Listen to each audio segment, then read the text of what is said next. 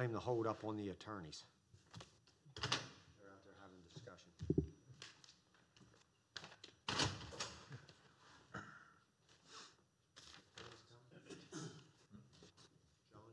I had to sidebar with it. That means they're the wrong way. Yep.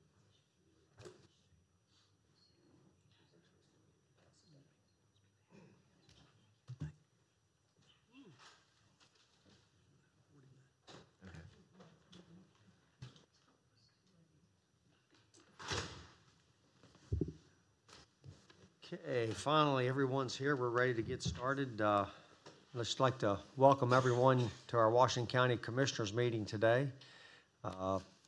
What a crowd, and I'm sure there's a lot of proud individuals and parents here today, and just want to thank everybody for attending our meeting.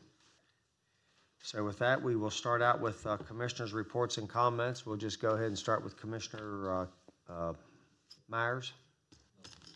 Commissioner Barr. Yes, one item. I had the pleasure and the opportunity to attend the Washington County Leadership Breakfast at United Way earlier this morning, and just like to send a reach out to thank those that were in attendance. It's truly the leadership of our community. However, I did not see an elected school board, nor a city council, nor the mayor there. And I'd just like to say to all elected folks how important United Way is to this community. It touches so many lives, and it was, I think, a little disappointing for me not to see many of my peers making an effort to attend that. But it was a good breakfast. There was some very good reports. They talked a little bit about United Way Day of Caring, which is coming up here in just a few weeks. Potomac Edison, which is just a pillar in this community, has a number of employees that will be donating their services to that day.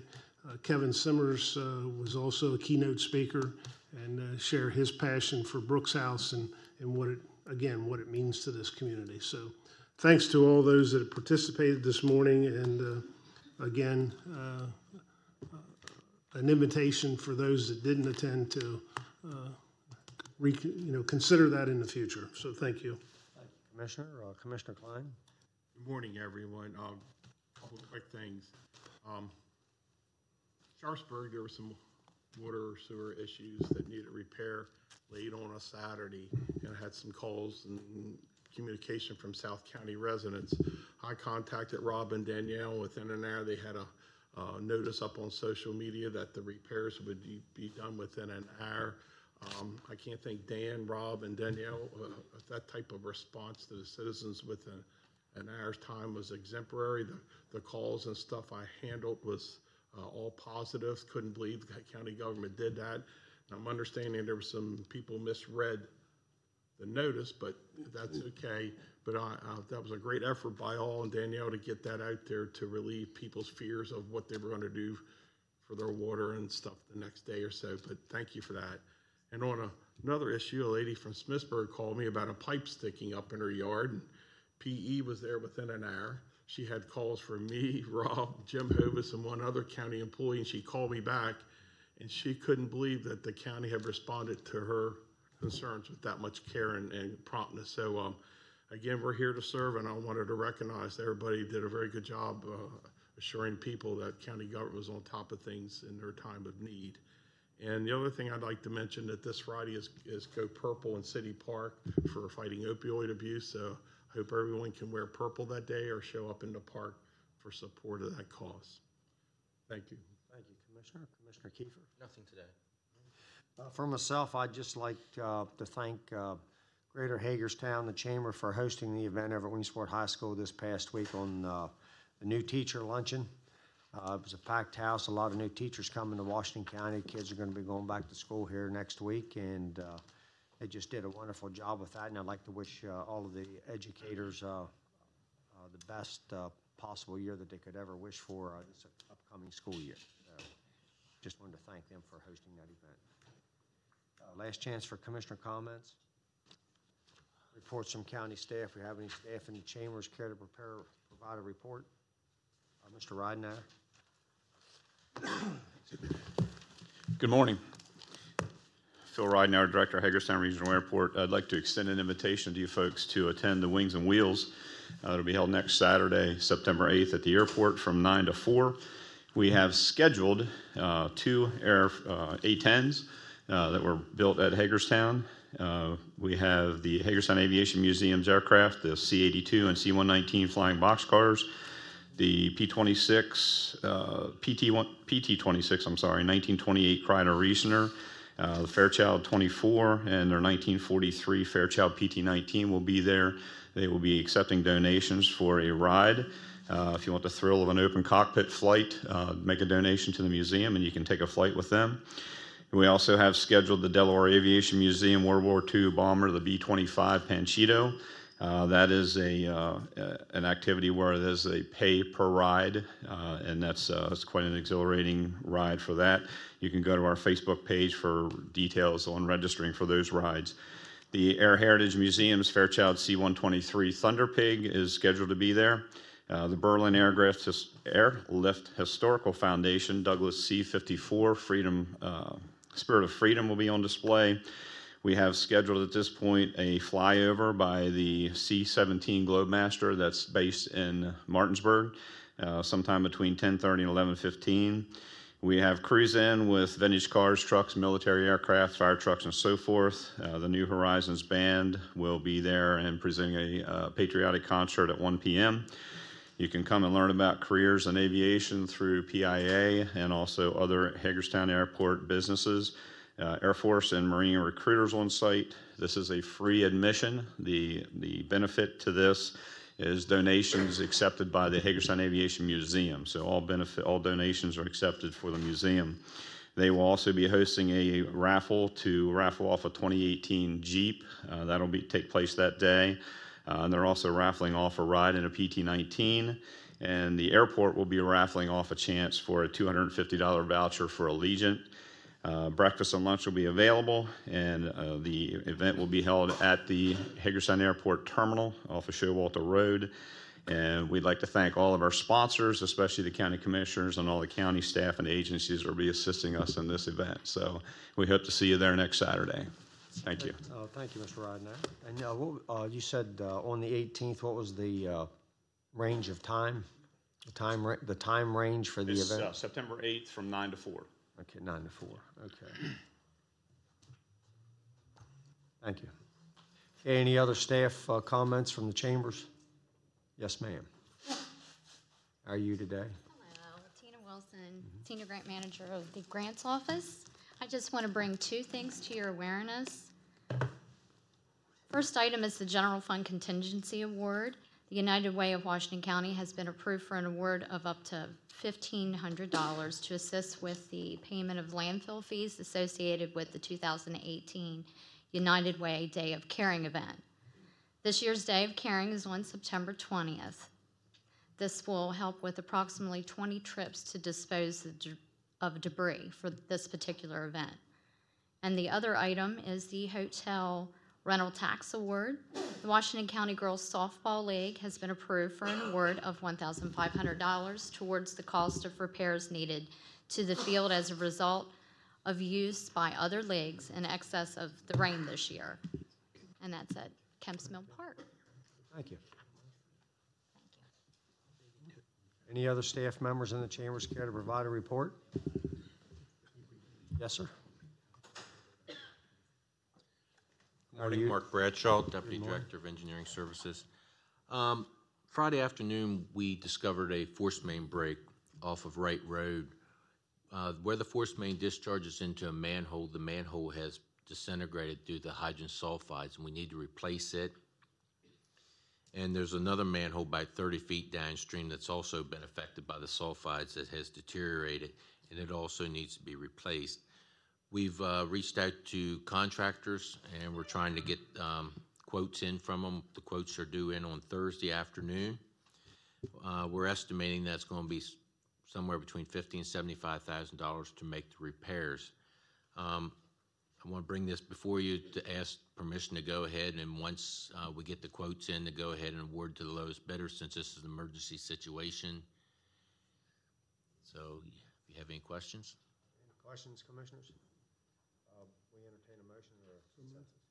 I'll go ahead and do a motion. Motion to approve is your request. So moved. Motion and second. Any further discussion? All those in favor signify by saying aye. Aye, opposed, 5-0. Thank you. Thank you and good luck. Mark, have we had communication with the owner of the property that's affected? I've reached out to him, left a voicemail, telling him what was going on, asked him to give me a call back. He hasn't called me back yet. Okay. Okay, any other staff members in the chambers care to provide a report? Okay, county attorney issues? Any staff comments around the circle here? Two things, President Baker, thank you. First is, after receiving applications and performing interviews, staff has made a recommendation for the Director of Environmental Management, and that director would be recommending Mr. Dan DeVito.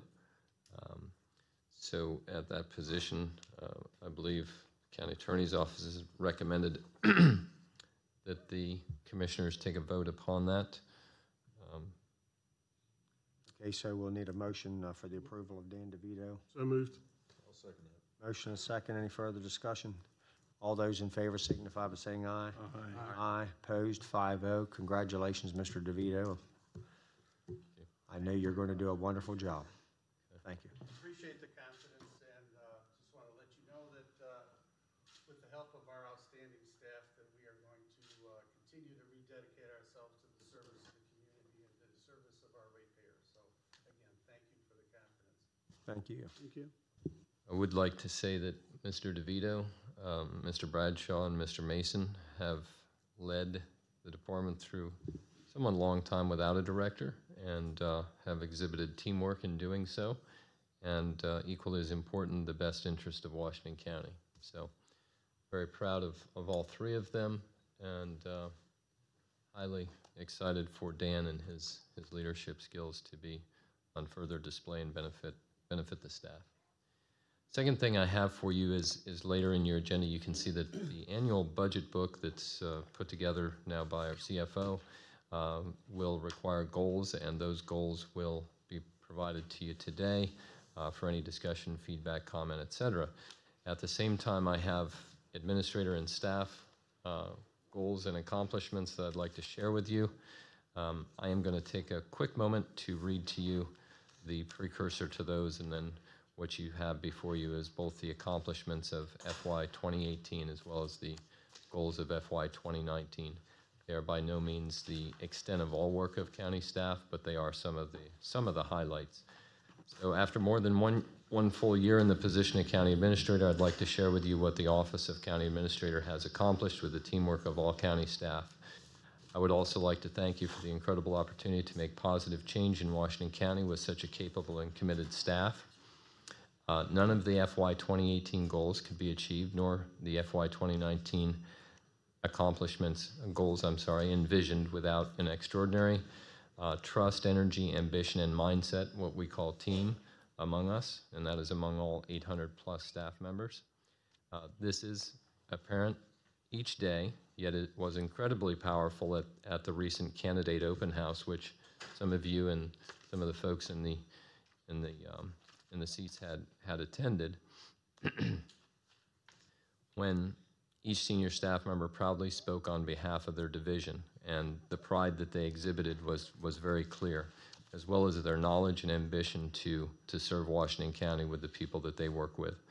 It takes over 800 hardworking and ambitious women and men to provide the services offered by Washington County each day in 5 diverse service lines. County staff allows it to look easy each day, and that I continually remark at that. In summary, I'm extremely proud of our collective work as staff over the past year, to say the least. What we have accomplished and will accomplish is worthy of your time and consideration. Please take a moment to reflect upon the attached fiscal year 2018 accomplishments and fiscal year 2019 goals. Incredibly, this is only a portion of what staff has achieved together. Your feedback, insight, and guidance are as welcome as your support. Thank you. Thank you, Mr. Slocum. Okay, any other staff comments? Boards and commissions? We do have boards. We have requesting from the Washington County Diversity and Inclusion Committee. We are requesting appointment of several applicants. The first being Melissa Williams to serve as the Board of Education ex officio member. Commissioner Wayne Kiefer to serve as the Washington County Board of County Commissioners ex officio member. There's no term for either of those applicants. The next applicants we're requesting would be Mr. Arthur Hicks and Miss Zuni Matima Miller to serve a first full 3-year term through August 31st of 2021. Carlos Reyes, Maria Wenzel, and Precious McDonald each to serve a first partial 2-year term through August 31st of 2020. Mr. Stephen Bedoin and Carlos Malat to serve a first partial 1-year term through August 31st of 2019. So moved. Okay, have a motion for those recommendations to be approved. Need a second? Motion and a second. Any further discussion? All those in favor signify by saying aye. Aye. Opposed? 5-0. Thank you. And a special, Ms. Miller here. I saw Mr. Hicks. Wave your hand there, Mr. Hicks. Thank you so much for your hard work and all the time committed to putting that diversity committee together. Okay, Washington County, I saw Mr. Fry. Is Mr. Kirchhoff here, Paul? Oh, there he is. I'm sorry, I need to back up. Citizens participation. We have any citizens here today, Carrie? I just wanted to see him have an entrance. We have any citizens here today care to participate? We don't have any citizens that want to comment? Okay, that concludes citizens participation. Now, Washington County Community Coalition request for support, Mr. Fry, Mr. Kirchhoff. Good morning. Morning. Good morning, everyone. How are you two this morning? Great. Last time we were in, Paul is handing out a summary of the last session, the coalition's work, some of our results. We've already gone through that before with you in May. We're going to go over that again, but I just handed it out as a refresher. Paul, you want to start? So good morning, and we're here on behalf of the Washington County Community Coalition. We're getting ready for our year in Annapolis again in 2019. And Washington County has been a partner in this coalition initiative. And so we're here on behalf of the team to ask for your support again this year. And what we set on ahead of time was the agenda from this past year. We had a very successful year, as you'll see by the information that's handed out. And so we're here to request support again this year for the coalition. Also, this is the time when we're brainstorming the agenda items for the upcoming session. Had some discussions with Rob over at Mako about that as well. If the commissioners have any ideas on items that they're looking for lobbying this year, we want to try to get our agenda set before the end of October. We're going through the brainstorming session now, and we're going to start paring them down in just a couple weeks. We got a couple meetings lined up in September and then a couple in October, and we want to have that all finalized. This will be an election year, so there will undoubtedly be a turnover of different legislators in the General Assembly. We'll probably have a couple committee chairs that flip around a little bit. And, we've found that our best chances for success for an item are when we could help our delegation get the legislation submitted early, beginning even before session or right at the start of session, so it could go through the normal approval process through the committee structures before things get too busy. I think last year there was around 4,000 bills that went through the General Assembly. So, trying to keep the important issues away from that big rush and bottleneck that you get late in January. We want to try to avoid that. So I know it's kind of difficult because it's election year for the commissioners as well. We're going to have some new members are coming in and some returning members as well. But if we could go ahead and get our agenda set beforehand, that'll help. Again, it's always fluid.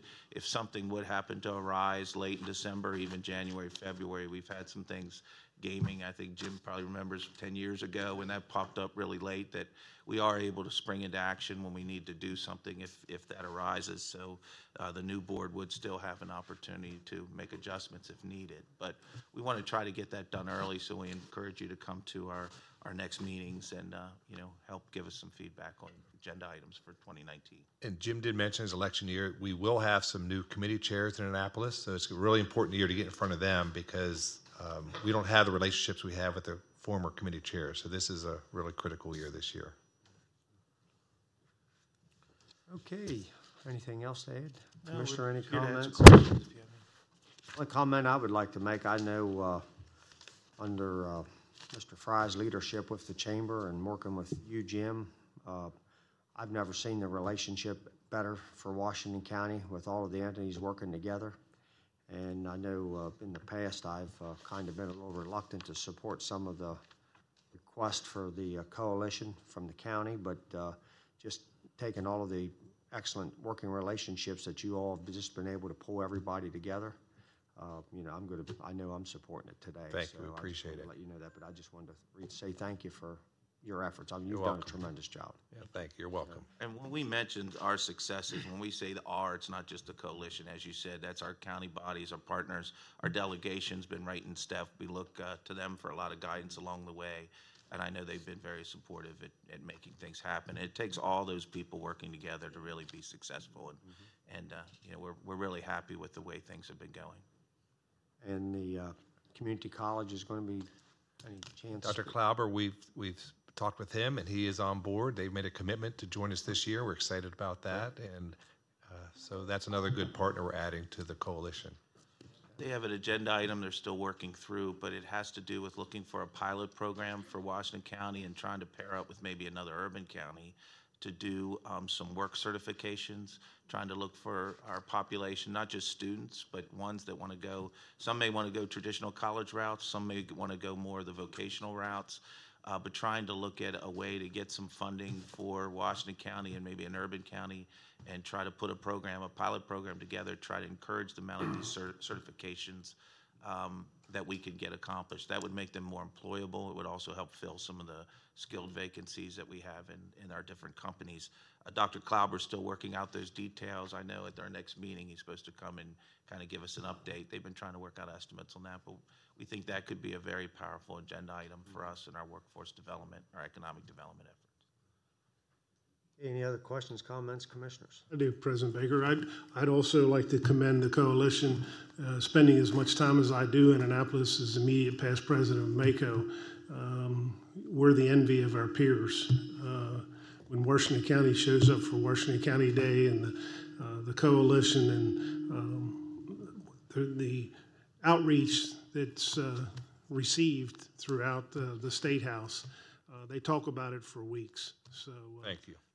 I don't think any other community or county has quite the impact that I've seen with the community coalition's outreach and involvement. So, and not the least of which is Leadership Washington County participates that day. It is quite a turnout. So, thanks again for all your efforts. You're welcome. I would also add a great job the coalition does for Washington County. I guess what I see in Annapolis is that day in Annapolis. You hold it early in the session so we get ahead of some of those bills. The turnout we have from Washington County, I don't know what other counties do, but boy, the impact that we have, and when we have the meetings and we get to meet with different delegates and senators, even cabinet secretaries from across the state, and they're focused on Washington County, that's a great thing. Even someone who lives on the Eastern Shore, a delegate or senator from that direction, learns what we have going on here in Washington County that can help us out when it's time for them to take a vote. I think it's worth every penny of the $10,000 that we spend. The return on investment, I don't know how you can calculate it, but it's great. Thank you. Yeah, it's 10. Just one other thing. None of this money will be used on alcohol. Correct. Okay. And I don't know, we shared cost with Bariana, the Bariana group. That was 5,000 last year. Okay, because I'm not interested in supporting that request if it comes forward. So all of my commitment is to our local coalition now. So you're saying that we will not individually have Bruce Berriano as representative of just Washington? That's up to you, commissioners. I'm just not going to support that. Yes. And then we'll just join efforts back with. Correct. Yep. that's my position. I mean, each commissioner has their own position on that. John Favazza, Favazza. Manus Canning.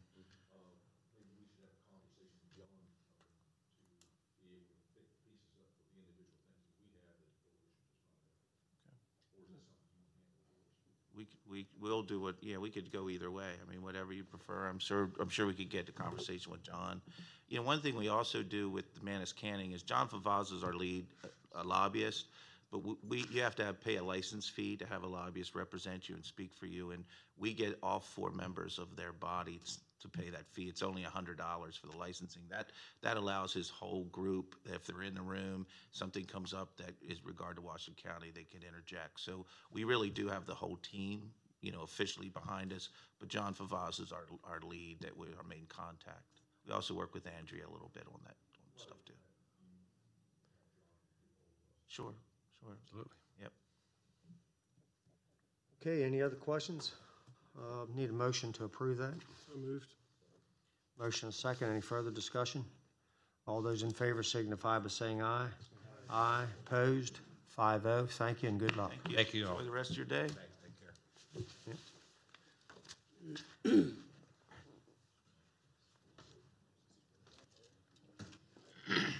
Okay, next, the recognition of the 2018 Cultural Exchange Mentoring Program. Brittany Higgins, Public Relations Coordinator, and Mr. Hicks, the founder of the Cultural Exchange Mentoring Program. How are you two today?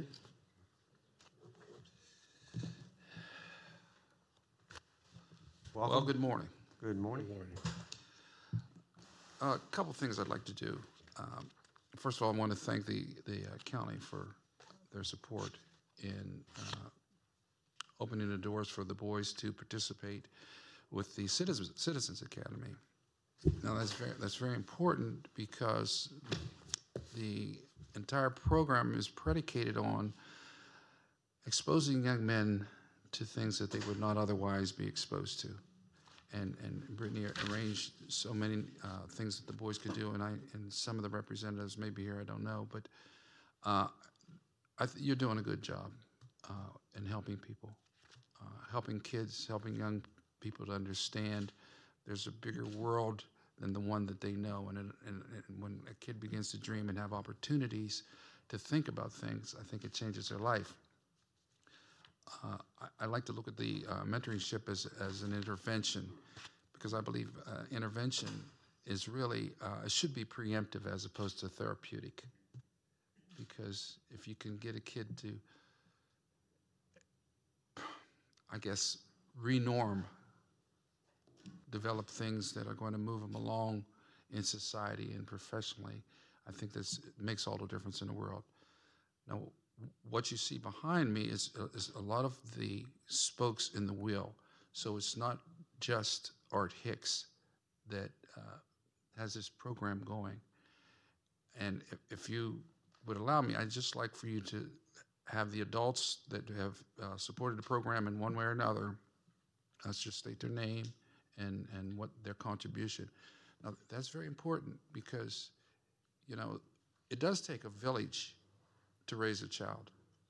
And the village is right here, this part of the village, just like you're part of the village. Can we do that? That won't cost anything, right? So I'm going to pack the budget. Well, all the adults that are affiliated with the program stand, and I want you to introduce yourself just tell what role you played, because you have business people and you have clergy and you have former military folks. You have professionals, you have lay people, you have folks all around the community that are achieving this particular goal with me, all right? I'm Bernadette Wagner. My role was sort of behind the scenes. I set up programs for the boys with different organizations and individuals in the community, art lessons with a local artist, a trip to a forge where the boys got to see ironworking, kayaking. They met with Dr. Scott Worrell at Meredith, who's an African-American orthopedic surgeon. Met with a local businessman, Chad Smith, who owns a gym called Fitness Revolution, visited PIA. Actually, that one got canceled, but we did schedule it. Yeah, that we did see that one last year too. So basically, the idea is to provide them with as many opportunities to see different ways of making a contribution and making a living. I believe these young men, given opportunities, are full of potential and can realize any of their dreams. So it's a privilege to work with this group.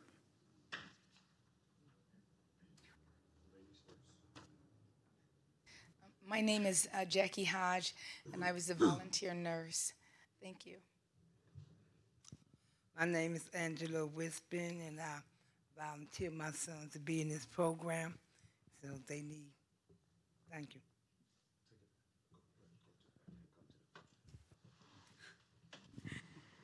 Well, I'm Maria Eugenia Wenzel, and I am a Spanish teacher. I've been working very close with the boys every single day of the program, and I am very blessed to have these students, boys, that they have a prominent future. Not only, like being a professional, but using a language.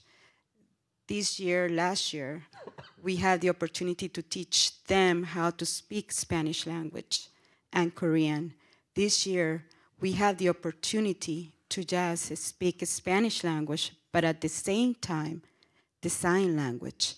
So it was awesome to see them speaking the language and doing sign language at the same time. So we are forming future people that they're going to be maybe sitting in the place that you are right now. And I am confident of each one of the boys that we tutor this time and the mentor. I'm very proud of them because of the job that they did. They did a great, great job, and I'm very proud of you guys. We were exposed to culture. We have a couple from Ecuador who came to the class, and we eat, and they were like, at the beginning, they were like, "Ay, señora, if we don't like the food, what would you do?" Well, you just put it aside, and that's fine. I mean, it's cultural. So they did great at the end. Everybody was enjoying the delicious food that we have. We have music. We have different activities that the boys enjoy. It's not it's just an academic, but I just so happy to do that. I'm sorry I took so long. Sorry. Okay. I'm Earl Wenzel. I'm husband of Maria, and it's been a privilege to be a part of this program these past 2 years, and the boys are doing outstanding, and they're learning sign language, they're learning languages. Last year they learned Korean, and how beautiful that is to see them to grow and to be exposed to this community and the opportunities that they have, which are incredible. The sky's the limit for you. And so I'm very thankful to be a part. I've served as a mentor to the boys. Also, I help with Spanish, and I'm learning sign language also. We have an outstanding and ESL, and so it's a privilege to participate.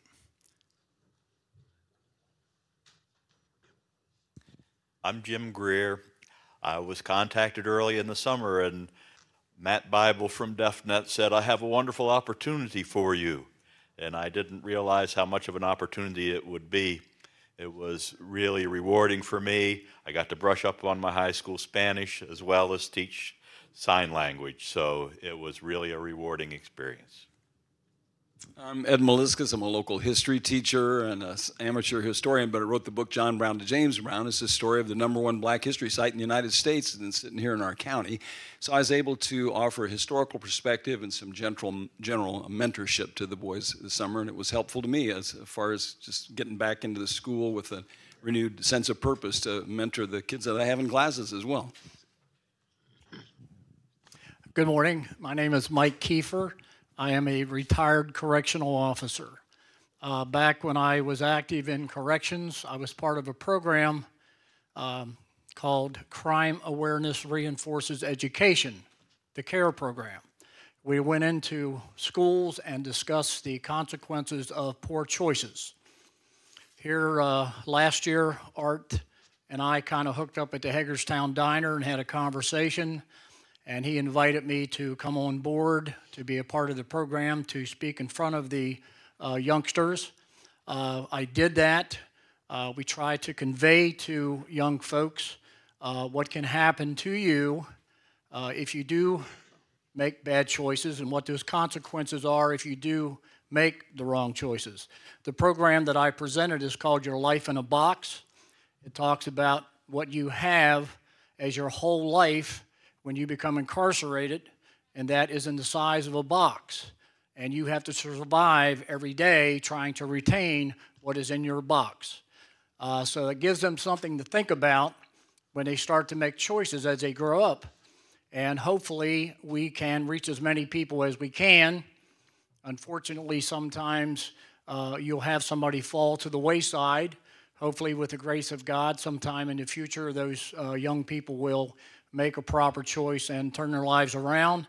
But I'm proud to say that I've helped out with the program. I look forward to meeting with Art and his group again in the future to keep the program moving forward and put some more positive young adults out there in society. Thank you.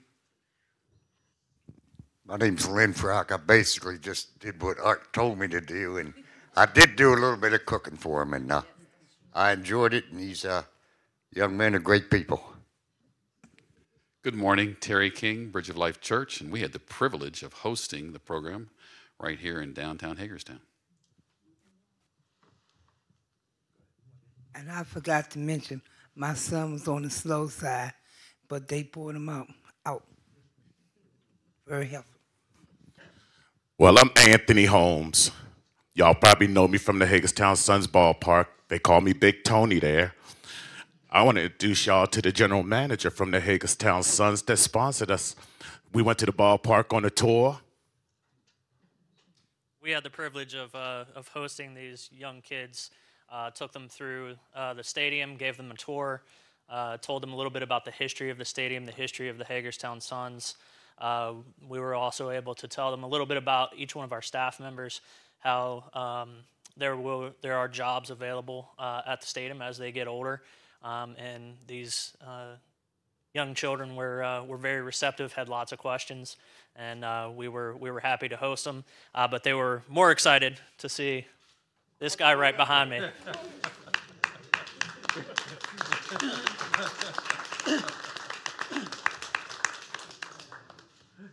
Say hey, Wooly. Anyway, I'm a military veteran. I forgot where I was sitting at. Right here. I'm a military veteran. I'm also a scout master and a cup master downtown area here. Like I said, I'm a military veteran. Art wouldn't let me go. He gave me a piece of paper, said, "I want you," and that's what I did. So I just came out to help. Good morning, Commissioners. First of all, I'd like to thank you for the work that you do for Washington County. We certainly appreciate it. My name is Archie Cardwell. I'm a retired First Sergeant, 30-year Army veteran. Mr. Art Hicks recruited me for the very first year. I'd like to say it was a very rewarding experience for me. Worked with many young men and women for that matter. And I'd like to think that I provided a little moral support and discipline when needed. Good morning, everybody. My name is Mark Rice, former veteran, served in the Marine Corps several years. This is my first year I worked with the kids, and the men, they inspired me, and I was letting them know about going into the military, all the advantages it has, is, further your education, travel the world, which is wonderful. And as they do that for you, you'll be here to take care of this country. Thank you.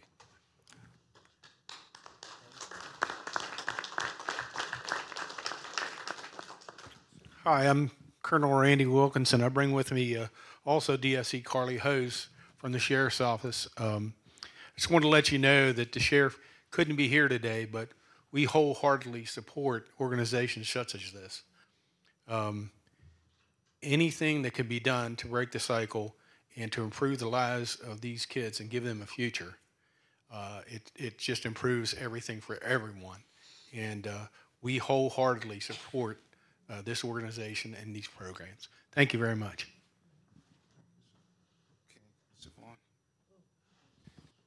Good morning. My name is Yvonne Smith, and I'm a volunteer. I'm an associate of Art Hicks, and I've enjoyed working with the program and the kids and the opportunities that it offers. And I just want to thank him and anyone else involved with the opportunity to do that. Thank you. And then just from a county standpoint, we had 6 different activities that the Public Relations Office created, scheduled for the students. The first was the Ag Expo. Leslie Hart took them on a tour, told them about farm life, told them they could even work on a farm if they wanted to here in a few years. The second, we had a stream cleanup at Marty Snook Park. They did that with Alex Reed. Third, they visited the Rural Heritage Museum at the Washington County Agricultural Education Center. They visited Phil at the Hagerstown Regional Airport and also saw a few planes at the Aviation Museum tour. The fifth, they did the 911 Emergency Communication Center and the Mobile Command Center as well. They really enjoyed that. And then lastly, they're here today. And you'll see all the young men, they dressed up in wearing ties and dressed their best just for you guys. So thank you for making this an opportunity. They had a great time learning all about the county and what we have to offer. Thank you.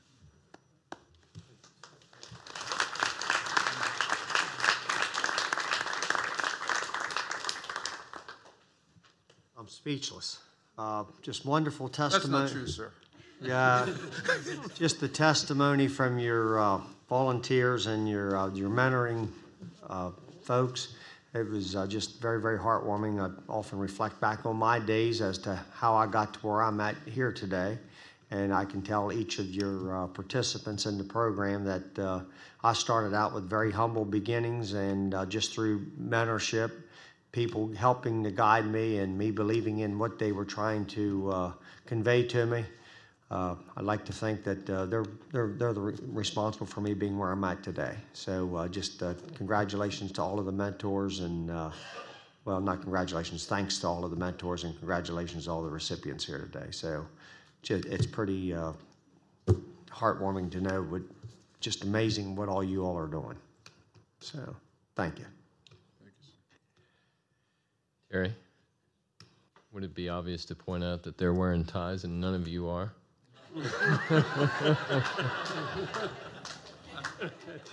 Rob? Rob? Can I bail you out, sir? See, you never, there's always a mentor out there. One of the things the boys learned from the first day, I have them 7 to 8 weeks during the summer, and one of the things they learned the first day, the very, very, very first day, is you pull your pants up and you learn how to tie a tie. And every day for 8 weeks, they tie a tie. Every day, because it's a new norm. Good. And if you can convey new norms, it gives them more direction. It gives everyone a new direction. So it's evident that, of course, Brittany suggested that they wear their tie, show their wares, show what they've learned. So Jeff's got to throw away all his clip-ons. Yeah, that right. They don't need clip-ons. The other language we did English as a second language this year, because we have 2 boys from Sierra Leone, in addition to Spanish and American Sign Language. Now, there are 2 kids that Harvey and Jay, I want you to stand where you are. Harvey and Jay. Yeah. Now, Harvey is working on his 4th language. He's already received a letter from the President of the United States on his academic achievements. And he's a freshman going into high school this year. And his accomplishments are just unbelievable. And he does it. His parents are here very, very supportive. And it's just a pleasure to have him in the program. And where's Jay? Okay. Jay, as well as Harvey, are what I call peer mentors. In other words, we have 12 boys each year, but only 2 of them are new. These 2 are peer mentors. In other words, they're going to show the new kids, hey, you can't do this, you can do this, and this is what you need to focus on. So Jay is determined to be a defense attorney. He had that passion before he came to the program. he's staying with it, and he's on his third language. So they're very, very accomplished. Now, all of the boys have to study Spanish. This year they had a Spanish and American Sign Language. The program is predicated on academics. It's predicated on academics. And what the county has stepped in to do is, okay, the reward is these particular events that they get to go to, these particular outings. And listen, you can raise IQ by social exposure. That's what the behavioral science teaches us that. And as I said earlier, intervention really has to be preemptive. And we're working on a preemptive end as opposed to the therapeutic end or corrections end. So, thanks. Thank you. Okay, last opportunity to offer some words before we present earned certificates.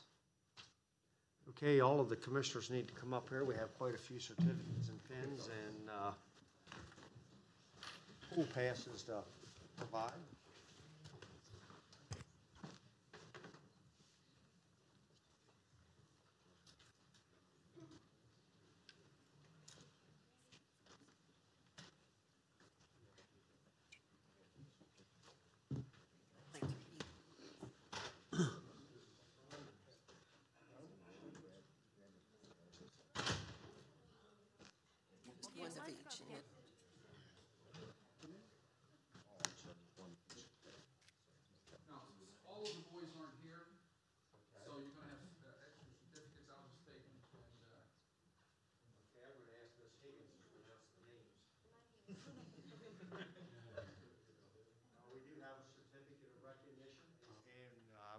Like to yield to our esteemed Senator Van Hollen's representative, Juliana Albowicz.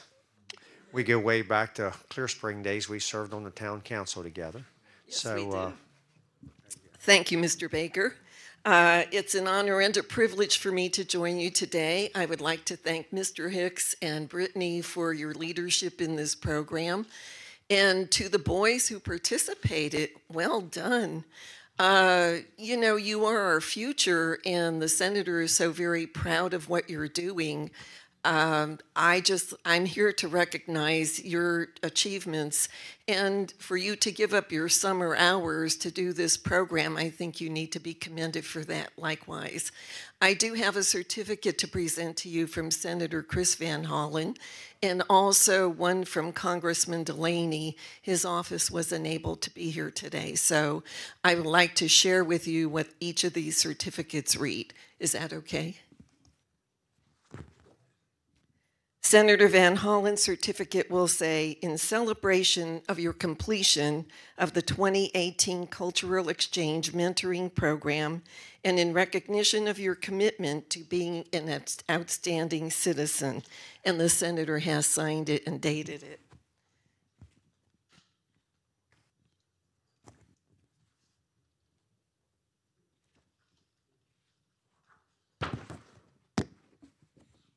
And the congressmen say, certificate of special congressional recognition in celebration of your completion of the 2018 Cultural Exchange Mentoring Programs.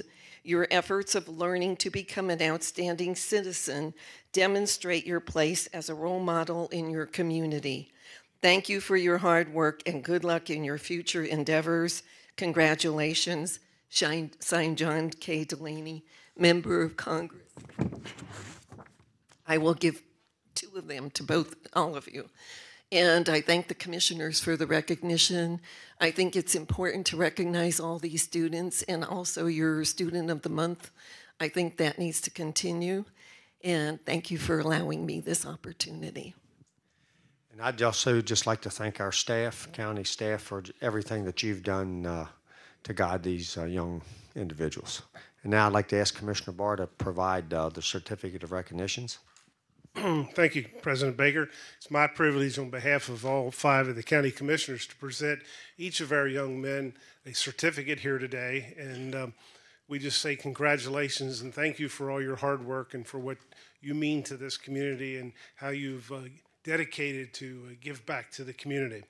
We, the Board of County Commissioners of Washington County, Maryland, wish to honor you on your commitment to discovering more about Washington County, Maryland, and completing the 2018 Cultural Exchange Mentoring Program. Your enthusiasm in learning how to be a contributing and outstanding citizen in your community demonstrates that you are a tremendous role model for all youth to emulate. Congratulations and best wishes on your future endeavors. Awarded this 28th day of August 2018, signed by your county commissioners.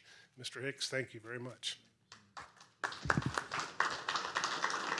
And we want to Brittany, you want to read their names? Okay. Tyjay Allen. You can know it.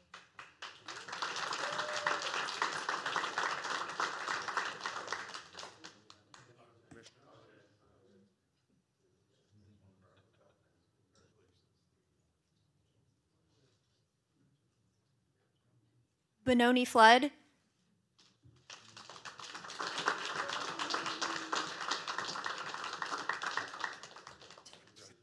John Flood.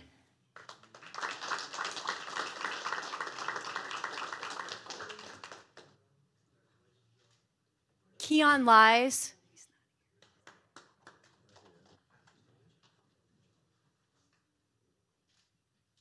Harvey Earl Wenzel.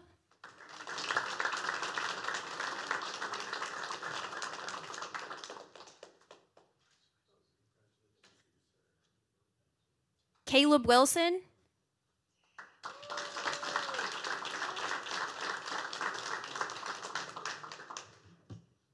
Jacob O'Neill.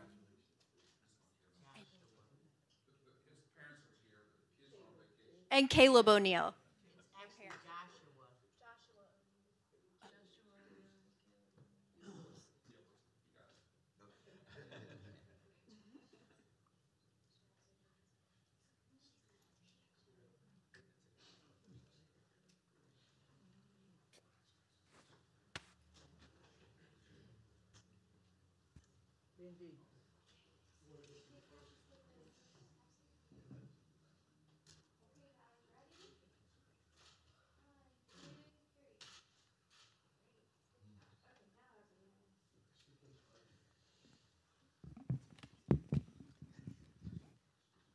Benjamin, do yours like this.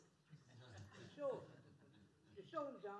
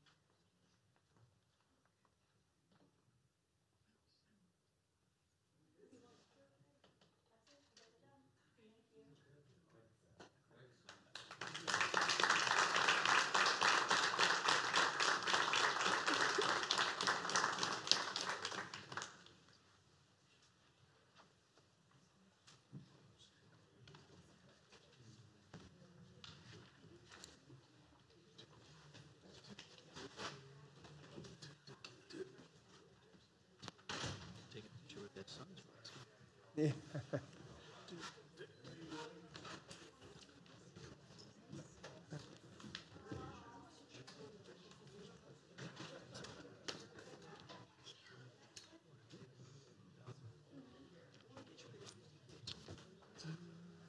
Okay, let me find my sheet here.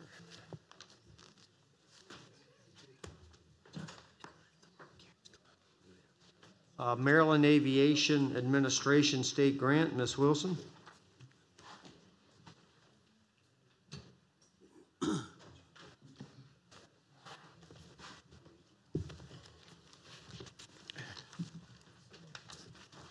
Good morning again.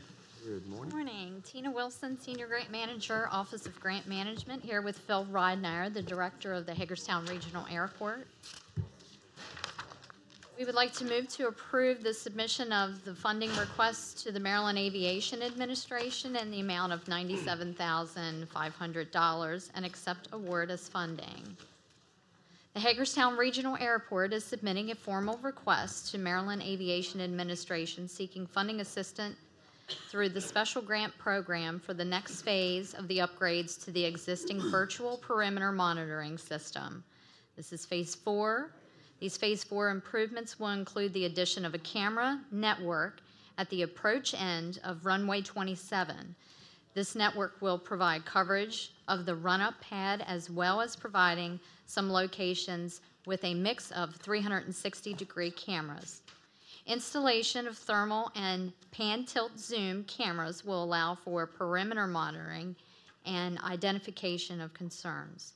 Additionally, this phase will include the ability for the control tower to monitor the run-up pad and check for aircraft and ground vehicles over a computer link in the tower. This will increase the visibility of that portion of the airport and eliminate a blind spot, offering a camera link to the tower controllers. The Office of Grant Management has reviewed the grant funding guidelines associated with this program. The performance period of the state-funded grant is for 1 year, beginning September 1, 2018 through June 30th, 2019. Matching fund or in-kind support of $32,500 is required for this program and is included in the CIP budget already. Okay, anything to add, Mr. Reiner? No, we're looking forward to this phase of the project. Many of you may know we have a kind of a blind spot on the east end of the airfield. This will cover us from a security standpoint by giving the tower the possibility of monitoring that area, being able to see that area when we're not there, and also tracking aircraft that are in that area that they're unable to see from the tower site. So we're looking forward to moving on with this phase. Okay. Any questions, commissioners? If none, a motion to move forward is recommended. Second. Motion is second. Any further discussion? All those in favor signify by saying aye.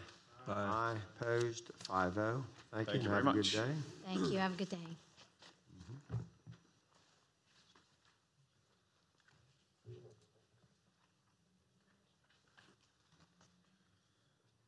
Okay, next on the agenda is a public hearing concerning section 1-108 list for the nonprofits. The purpose of the hearing is to hear public testimony concerning the matter. The procedure is as follows. We will first have staff introduce the matter, after which the hearing will be open for public comment and testimony. Each speaker will be given a maximum of 3 minutes to testify. After everyone who wishes to speak has done so, the hearing will close. The commission may then discuss the issue and take any action that they deem appropriate, including adoption or rejection of the proposal, or they may take the issue under advisement and deliberate at a later date. So I'd like to ask Mr. Martirana to introduce the matter. Thank you, President Baker. Commissioners, as President Baker stated, this is a public hearing related to certain requests to be added to the list of nonprofit organizations to which the commissioners may contribute funds pursuant to 1-108 of the Code of Public Local Laws. The commissioners received 3 requests this year from Forest Glen Commonwealth, Inc., Betty's Wish, a Professional Caregivers Association, Inc., and Beacon House, Inc. In your agenda packets, there are the actual letters that we received from these organizations for you to review. To be added to this list does not guarantee funding, but it allows these organizations to participate in the community organization funding process, which begins in September, I think, of this year, and then ultimately through the county's budgetary process. So I think there are some representatives here today from these organizations, and when we get into the public hearing part, you'd be welcome to come up and speak and tell the commissioners anything you want to tell them about your organization. That's it. Okay, we will now open the hearing for public comment. So do we have anyone in the front row that would care to come up and provide a synopsis or report of your program? How are you two today? Good. How are you? Good, good. I am Lou Ann Hall with Betty's Wish, a Professional Caregivers Association. And I'm Rebecca Bloom with Betty's Wish, a Professional Caregivers Association. And we are seeking to be added to the Section 1-108 list for funding because it is our goal to through Betty's Wish, to become a hand of hope for those in our community who are affected by dementia. As you know, I'm sure everyone in this room may at least have heard of some form of dementia, may have an experience themselves. As you know, Alzheimer's is the most prevalent and deadly. There still is no cure, but we want to develop educational programs for caregivers and provide specialized care for those who suffer from dementia through our nonprofit.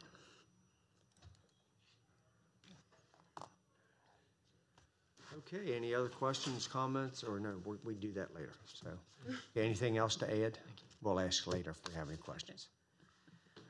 Just one other thing I did want to say. We came to develop Betty's Wish because we first started and are still running a successful in-home care agency. And through our experiences with in-home care, working with caregivers and our clients, we saw a great need for this. Thank you.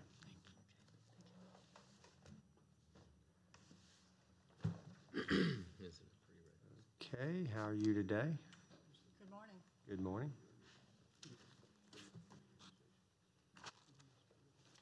First of all, thank you for this opportunity. My name is Rebecca Rush, and I'm here representing the Forest Glen Commonwealth.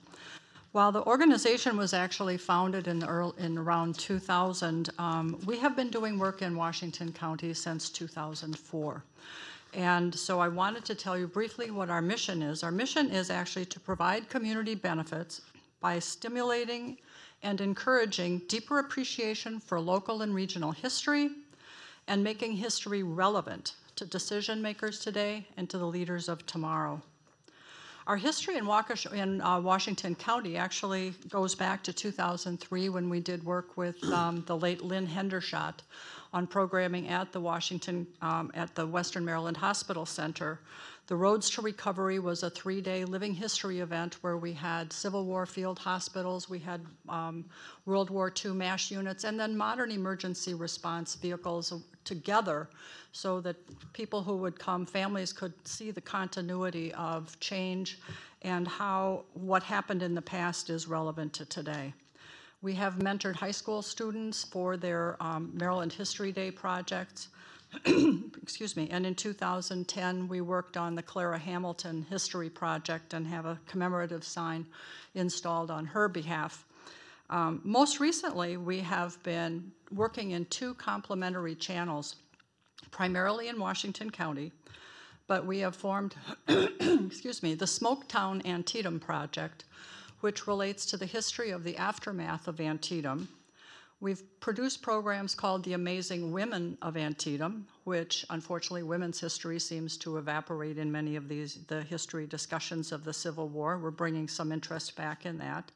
The Coins and Currency of the Civil War, finding the Smoketown Antietam Hospital, which is an archaeology project, and then from an economic development and educational program perspective, we'll hopefully be doing driving tours of the field hospitals and locations away from the battlefield, and how the communities like Williamsport and Hagerstown all came together without skill packages and actually did a tremendous amount of caring. And in the for the leadership of today and tomorrow, we work under a doing business as name called the FUSE Project. And FUSE actually stands for Food, Energy, Water, Sanitation, and Shelter. And these are 5 elements that we are bringing forward that the women and the people of the Civil War did not have access to. And in a disaster today, people need to understand better how to cope and to be more personally responsible.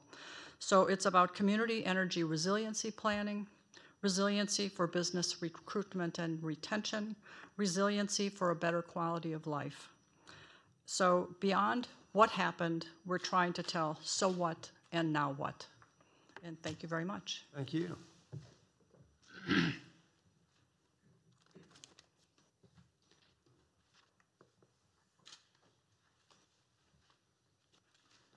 Good morning, everyone. Good morning. How are you today? I'm pretty good.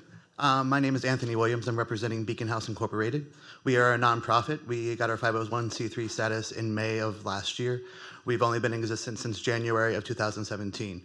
We are a STEAM, science, technology, engineering, arts, and mathematics nonprofit. You hear a lot of organizations who do STEM, some do arts. We do all of that. We do a lot of work here in Washington County with youth ages 3 to 18 and their families. We're launching after Labor Day our Family Learning Center at Mulberry Lofts, where we'll be open every day, Monday through Friday from 3 to 6 p.m. and weekends 11 to 4, to provide families with an opportunity for a place for them to go to learn together and grow together in understanding STEAM education. We do a lot of work with the Boy Scouts, the Girl Scouts, and also a group called Girls Who Code. All of last year at Girls Incorporated, we did that once a week with about 10 to 20 girls, really getting them into computer science, understanding the need for women in computer science. We do a lot of work with local churches as well, one of those being Hagerstown Church of the Brethren. We go out and do, during their youth outreach nights throughout the school year, we do a STEAM incorporated lesson with their youth group. We're very active in the community, working to figure out how we can do adult programming as well, not just with youth.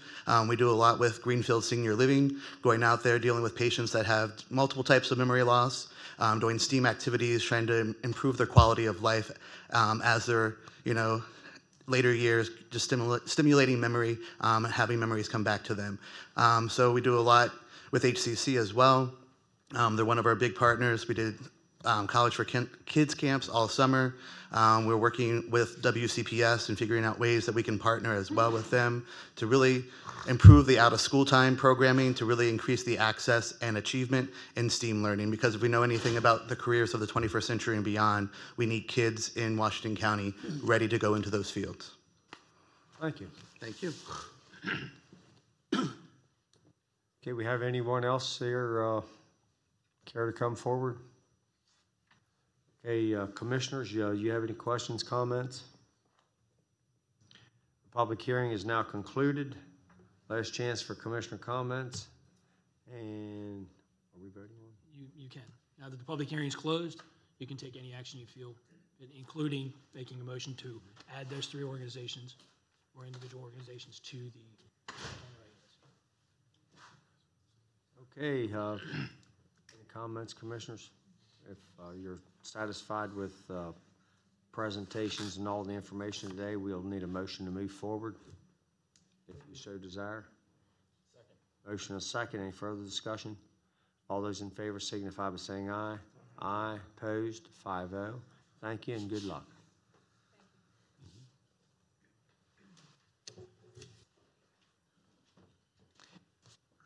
2018-2020 excess workers' compensation, Ms. McCammon. And Patrick Hancock. How are you two today? Good morning, Commissioners. I'm Tracy McCammon, Risk Management Coordinator. I'm Patrick Hancock. I'm the county's account executive with Aon Risk Services in Maryland. And we're here to present the 2018-2020 excess workers' compensation renewal. Excuse me. The recommended motion is move to renew the excess workers' compensation policy with Safety National Casualty Corporation at the quoted premium of $108,445 for a $600,000 retention. The quote from Safety National, our current carrier, is based on a premium rate of .218 for each $100 of payroll. Nationally, municipalities and counties have struggled to contain their workers' compensation cost due to statutory coverage premiums at-risk job classifications such as firefighters, sheriff deputies, electrical workers, and others. Rapidly rising medical costs, insurance companies must increase their premiums for this risk category. While Washington County's actual claim experience is very positive, thanks to our safety program and our third-party administrator, we will feel the impact of the national claims experience. The physical impact is an increase of 9% over the last 3 years' actual premium of $98,929. The concurrences is Deborah Payton with Director of Health and Human Services. The alternative is to lapse of the insurance policies and increase the self-insured retention. And then there's an attachment of the quote comparison from Aon. Do you have any questions? questions. Okay, any questions, commissioners? If none, motion to move forward is presented. Motion to move forward. Need a second? Motion is second. Any further discussion? All those in favor signify by saying aye. Aye. Opposed? 5-0. Thank you. Thank you. Have a good day.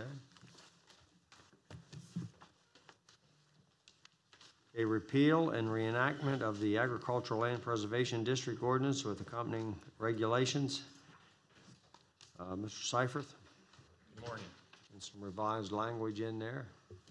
How are you this morning? Very good. Thank you. So we met originally on July 24th to go over the proposals for the 3 documents that you mentioned. It was a public hearing. So then on August 14th, 2 weeks ago, we came back with some possible changes.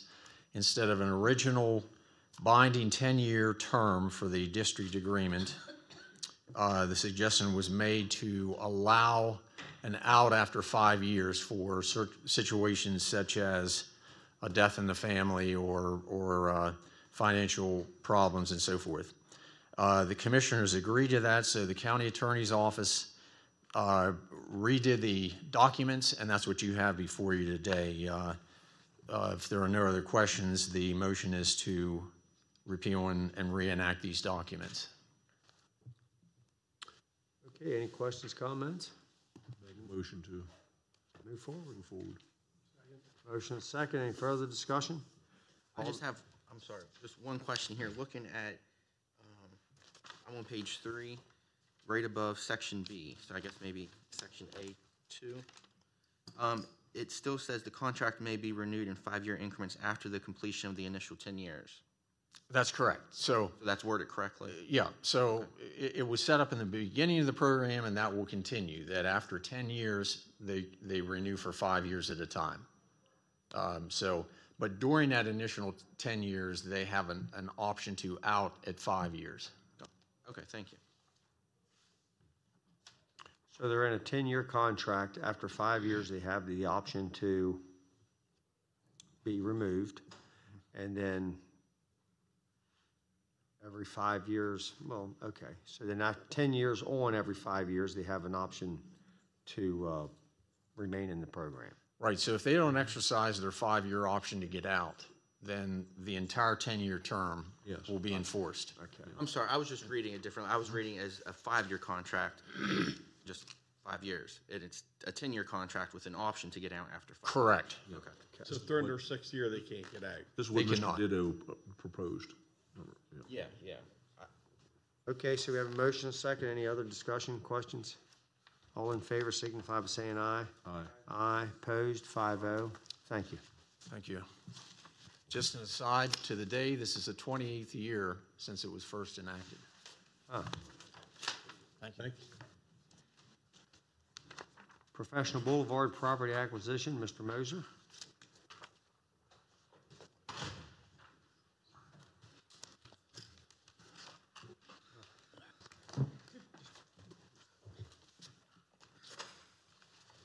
Good morning, Todd Moser, Real Property Administrator. Hi. How are you? Good. All right, Professional Boulevard Property Acquisition. Move to approve property acquisition for Needles Acquisition LLC / Ventus. The county intends to construct road improvements related to the extension of Professional Boulevard. Offers have been made and accepted by the above stated property owner for easements related to the project. The county is acquiring certain portions of the property and easements for the purpose of constructing and maintaining Professional Boulevard improvements. Option agreements have been agreed upon and approved by the Board of County Commissioners with Mental Health Center INC, Meritus Medical INC, and Hagerstown, Washington County Industrial INC. Needles Acquisition LLC Ventus is the final property needed to complete the land acquisition for the project. It's a total of 1.60 acres, and the amount agreed upon is $59,166. This is a budgeted CIP project with available funds for the property acquisition. So what's that property? You know what that property is currently zoned as? It's no big deal. I'm just.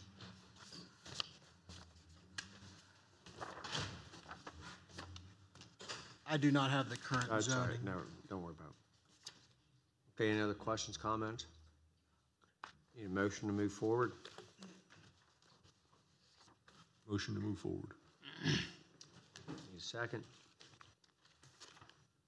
Help me out, Commissioners. Need a second? Second. A motion is second. Any further discussion? All those in favor signify by saying aye. Aye. Opposed? 5-0. Thank you, Commissioner Barr. Intent to convey real property to Washington County Board of Education. Mr. Moser. Okay, intent to convey real property to Washington County Board of Education. Move to adopt the ordinance declaring property located in Sharpsburg, Maryland, described as Parcel 1, recorded among the land records of Washington County, Maryland, and Parcel 2 and 3 recorded as surplus, and approve the conveyance of the same and authorize the execution of the necessary documentation to finalize the conveyance. Notice of the county's intent to convey this property was duly advertised on March 20th, March 27th, and April 3rd, 2018. The county is ready to convey this property to the Board of Education for zero consideration. The above-mentioned property, consisting of 6.41 acres, was purchased by the Washington County Board of County Commissioners in 2015 for the future site of the new Sharpsburg Elementary School. The Board of Education is now ready to move forward with the project. Questions, comments? Motion to approve. Motion is second. Any further discussion?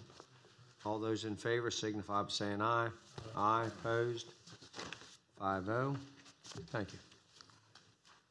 Intent to convey real property for 50 Winter Street property. That's Winter Street Elementary School. Mr. Moser. And Jody Bell with Remax, Realtor and Business Advisor with Remax, will be joining me today on this. You're there now. How are you today? All right, intent to convey real property for 59 Winter Street property, former Winter Street Elementary School. Move to adopt the ordinance declaring property located at 59 Winter Street, Hagerstown, Maryland as surplus, and approve the conveyance of the same and authorize the execution of the necessary documentation to finalize the conveyance. Notice of the county's intent to convey this property was duly advertised on April 24th, May 1st, and May 8th. We are ready to transfer the property as described to West End Baptist Chapel, INC.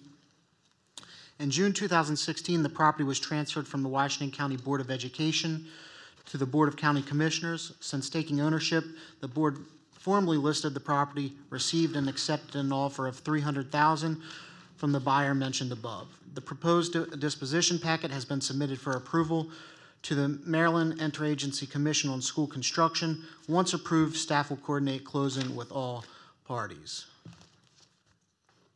Any questions, comments? If none, a motion to move forward. So moved. Second. Motion is second. Any further discussion? All those in favor signify by saying aye. Aye. Opposed? 5-0. Thank you.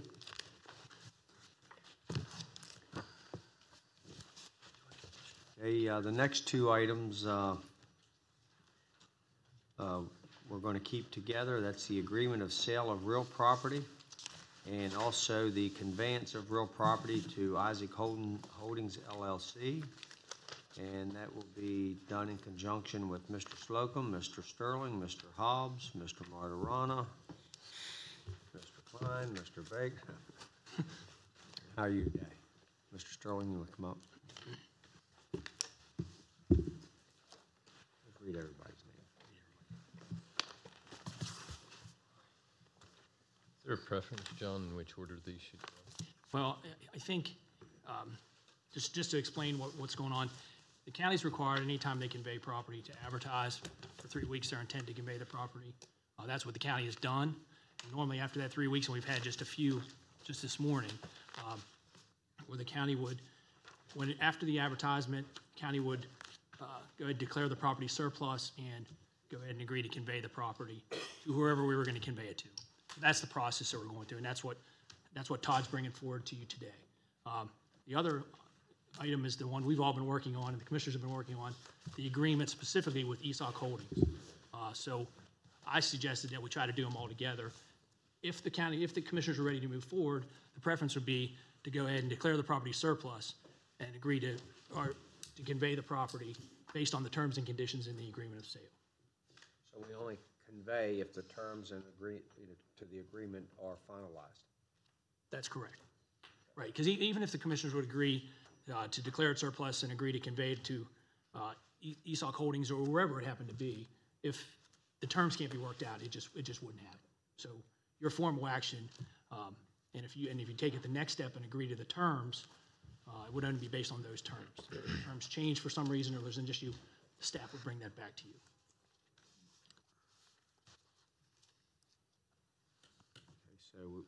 So we're going to do the agreement of sale. I know we're doing them together. We can talk about the terms of the agreement of sale, because let's if do the that commissioners, if we can agree on those, then I think the next step is what Todd was bringing forward to you too. Okay, so we'll talk about the agreement, and that goes to Mr. Slocum. Do we have hard copies for the commissioners? We'll just pass. Oh, any? I have my 6. The reason you're getting hard copies today, commissioners, is as recently as yesterday, we were visiting again with JGBLI and their attorney. Yes, do we have one? Yes, they have it. It started at that end. To arrive at the document you have here in front of you. few minor modifications were reached yesterday, as I think you're all aware of. So this agreement is essentially a $6 million agreement, which would require a 10% deposit. The date arrived at yesterday. I see Monroe is here. Joe and Guns as well, as Greg. The agreement in discussion yesterday was a deposit September 6th, is that correct? With a 10% deposit. So then seeking to close on the property on October 30th. Yeah. So that is essentially what it has been. That is what it was as of last week's meeting. We had a few slight corrections, editorial changes. I can answer any questions about those. John was also in the discussion, so he could as well, I'm sure. Maybe best try to answer any questions you might have first. Do you have anything, Ned? No, I think we did have a productive meeting yesterday, I believe. The staff had provided a revised agreement based on our discussions last week in open session with the commissioners. We got an email from Monroe, and he had some questions and some issues, and we met yesterday and went over all those and just the minor things that County Administrator Slocum was mentioning. I think everything else is what you see in front of you. So. Mm-hmm. So again, last weekend there were a few staff members involved working throughout the Saturday and sometimes Sunday to work to get this discussion in this meeting Monday, which thank you very much on short notice for coming in and having that discussion with us. I think your attorney was in a bicycle accident Sunday, but he still made it in as well, so that was handy. So everything went well. I didn't know if you had anything to add. No, all set. Okay. Commissioners have any questions on the agreement? Alts? Okay, so let's. And you can come back to those. So we're going to. Is there anything else to add on the conveyance? No, I don't think. I mean, obviously, we didn't let Todd speak. I think I probably stole your thunder, but I think that's.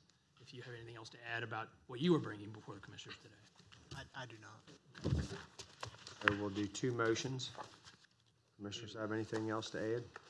Comments? You have something to add? After the vote? Okay. So let's go ahead and what we'll do now is we'll make a vote on the agreement of sale of real property. Can we do the other one first? Okay, let's do the other one first. That's all right. That'll and that will be declare the property surplus and convey it to ESOC Holdings. Again, assuming the next step happens and everything goes forward as has been presented here today, then that'll take place. If for some reason that doesn't, then okay. So we'll do the conveyance first. do the conveyance first. Okay. So you need a motion to convey? So moved. Second. Motion and a second. Any further discussion? All those in favor signify by saying aye. Aye. Opposed? 5-0. Okay, then we also are going to need a motion to, as we're agreeing to sell the property, the real property? It will be based on the terms and conditions as presented, as the most recent draft was presented to you. So moved. Second. So we have a motion and a second. Any further discussion? All those in favor signify by saying aye. Aye. Aye. Opposed? 5-0. Okay, Commissioner Kiefer, you said you had a comment to make? Yeah, just a comment. First of all, I support this direction with JGBLI. I support the direction. I think this is a good step forward. I hope it follows through and carries through. We're all hopeful of that. Not necessarily concerning JGBLI, though. I've received some comments from some citizens, as I know some of you have as well, that are still questioning the move forward. And I support it. That's why I wanted to vote on it first, so there was no appearance that I didn't support it. But the concerns from the citizens that I hear from are that we're making decisions that are benefiting us more so than benefiting the community. And I know it was brought up by Commissioner Klein a couple months ago, and I don't want to take credit for his idea, but the idea that commissioners should not accept work at that property, I think, is important. And I would like us to have a conversation about that, whether it's now or down the road, to really prove to the public that this is what's best for the public. And we can structure that, however this body can see, if it's a sitting commissioner or maybe a commissioner would have to wait so long after leaving office to take work. But, I was looking at the Herald Mail editorial from a couple weeks ago, and it talked about ethics in office, and it states that those attaining office accept a higher standard along with that office. And they talked about ethics based on transparency and just based on an appearance of something not looking right. That's the concern I'm getting from citizens, so I'd like to see if we would be interested in having a discussion about that. Okay, so how do you want to go about having a discussion? You want to reach out to staff? Well, to get their recommendation? I guess we might need to see, first of all, is that the will of the commissioners? If I'm the only one that feels like that, no bother pursuing it anymore. I don't think it's anything wrong with having a discussion. So I guess we'll have to have commissioners agree to a discussion, and then we'll take it from there. Are commissioners okay with it? I can say for one that during my 4 years here and 12 years downstate, that's something that was always brought up. And it's interesting how there's the name of my company, Myers Building Systems, was tagged with getting all this county work because someone who does a lot of work for the county is Building Systems Incorporated, which is owned by Mr. Stone. So I didn't realize what was going on for years, but I saw the anger and the thought process in many county citizens that were tainted with that image that I was doing all this bridge work, all this building in here and so forth, until I obviously was able to say, no, that's not me. And I think the last county project I ever did was back when I built T-hangars back in 1999 out at the airport. But having said that, it does cast a sour taste on citizens, taxpayers that go, oh, now I know why he ran for county commissioner, so that he could have privy to getting work as a general contractor for the county. And I took an oath myself, just personally, that said, I just wouldn't be interested in that unless, it was something that was, So, I guess I support that, Wayne. I guess I think that, how, it goes to what extent would it go to, though? Would it go to the point of, how far reaching after they would leave office? There's ways around it. You got to watch that too, that it might not be specifically a person, but could, be a sheltered corporation of some other nature, and so forth, so. And I have a comment too. I want to thank our master developers, the Lee family. You accomplished in less than 2 years what it took other organizations 18 years with no success. So I thank you for your diligence and your effort to bringing this huge economic development project to Washington County. Thank you. Okay, so I guess you'll lead the way on trying to pull a conversation together among the commissioners, and you'll work with Mr. Slocum, get on the agenda as to how we want it, or how, just discuss how you want to move forward with it. Okay, we can do that. Okay, and then that's what we'll do. So, okay, and any other questions, comments? Okay, so moving right along here, the next on the agenda is the intergovernmental cooperative purchase, INGT 18-008 for the Highway Department of 3 dump trucks. Mr. Curry.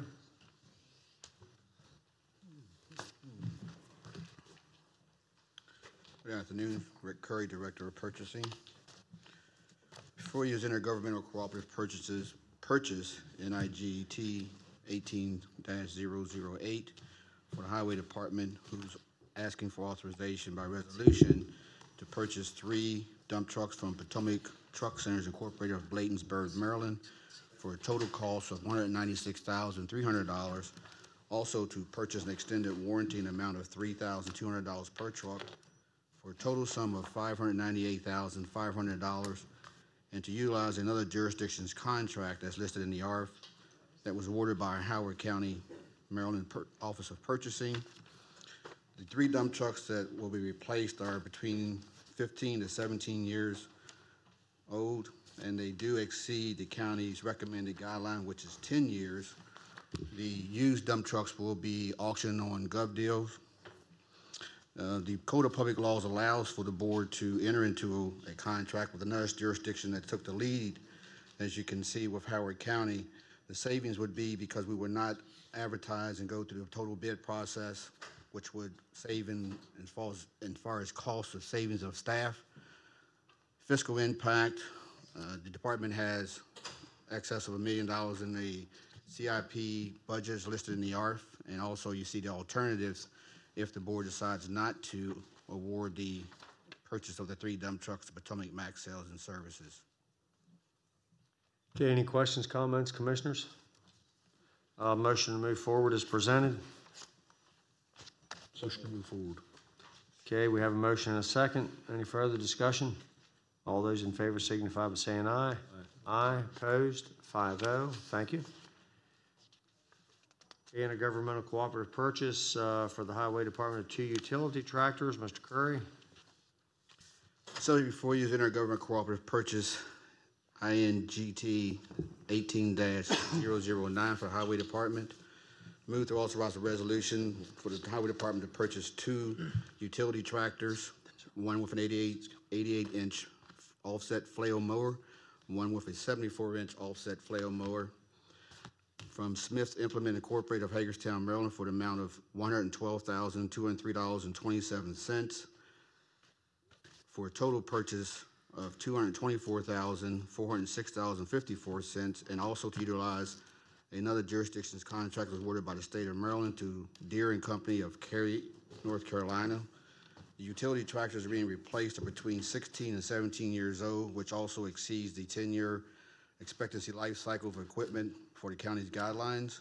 And the Code of Public Laws does allow for the board to enter into a contract that was awarded by another jurisdictions. And the benefit would be that we would not go through the procurement process of writing the bid specification and doing the award, whatnot. And you can also see the alternatives if the board decides not to enter into this contract with Smith's Implement Incorporated. Okay, any questions, commissioners? If none, motion to move forward as presented. Motion to move forward. Second. Motion and a second. Any further discussion? All those in favor signify by saying aye. Aye. Opposed? 5-0. Thank you. Thank you, Commissioner. A sole source contract award, PUR 1400, routes match route match fixed route software module for the use of by the Washington County Transit Department. Mr. Curry and Mr. Cerrone, how are you two today? This subject is a sole source contract award, PUR 1400 route match fixed route software module for the use of the Washington County Transit Department. Move to award a sole source contract for the procurement of route match fixed route software module totaling $309,950 from Route Match Software in Atlanta, Georgia, contingent upon the company becoming registered with the Maryland Department of Assessment and Taxation and being in good standings. The request received are purchasing to enter into a contract for the purchase of this software utilizing sections 1-106.2A, 1 and 2 of the Public Code of Laws, which is only for one source that meets the county's requirements. Also for the compatibility of equipment, the software will improve the department's on-time performance, communication with dispatch and drivers, and also with the paratransit and jobs program. The software is procured through the account as listed in the ARF, as it shows the distribution of the federal, state, and local impact. We have concurrences from the Department of Transportation, Maryland Transit Administration, and also you have the attachment that shows a route match quoted price. Any questions, comments, commissioners? If not, a motion to move forward is presented. Need a motion? Motion to move forward. Need a second? Second. Motion and a second. Any further discussion? All those in favor signify by saying aye. Aye. Opposed? 5-0. Thank you. Thank you. Thank you. Have a good day.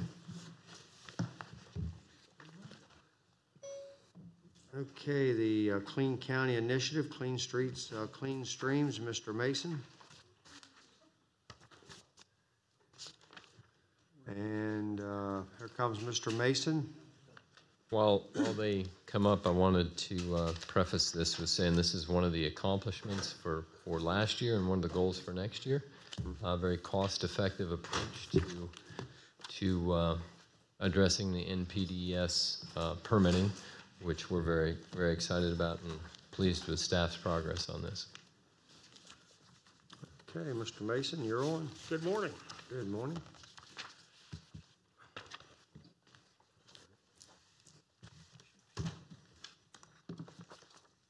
We're waiting on the presentation to come up.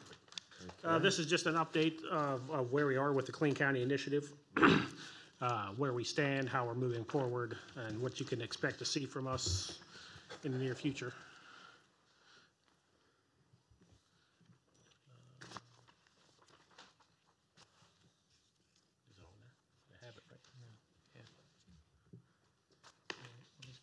All right.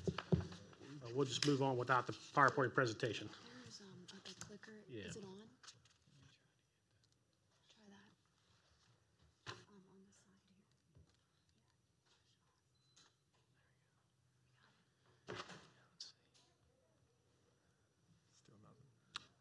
Waiting on the good old clicker. All right. So basically what we're doing, we just want to give you an update. We had a meeting with the state and its partners about a month or so ago, where they gave us an update on where the bay was as far as cleaning it up. In 2007, it was given basically a D rating, and over the last 10 years, we've brought that up to a C rating. So we are making progress with the watershed implementation plan and the NPDES permitting and how we're moving forward with that. We have graphs, if you could see them, about how we're improving the local waterways, reducing phosphorus, nitrogen, and the sediment loading. So where are we going from here? We have ordered the street sweeper. We have an October delivery date. The GIS department is working with highways to develop the route maps so that we can track everywhere we're cleaning and so we could track our weight that we're removing from the streets. Public Works will hire 2 operators to run the equipment and the support vehicle. That should be happening here shortly. We're getting ready to submit our notice of intent with the state. It is due on October 31st. We're also working with the towns to help them fill out their NOI for their permits. We're holding some workshops with the towns and other partners in the county to just make sure we're all on the same page and we're all kind of relaying ideas that we have to help each other out. So we'll be working on that over the next couple months.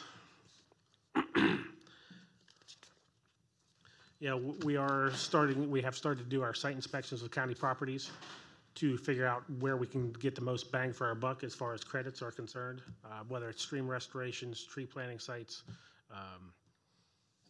any number of different options that we have to gain our credits. So we will continue to do that over the next year or more.